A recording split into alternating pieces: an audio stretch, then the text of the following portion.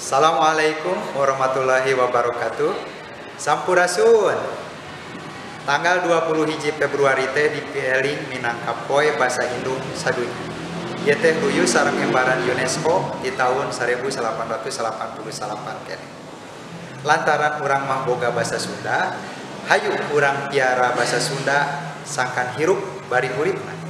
Carana nyaeta ku cara ngagunakeun basa Sunda di mana bae iraha bae.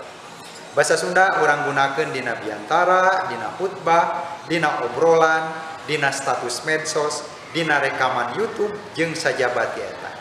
Simkuring sejang ngawilujengkeun wilujeng Poe Basa Indung sadunya, muga-muga basa Sunda hirup bari nanjung, tumuwuh sarta jembar digunakeun dina rupa-rupa kaperluan.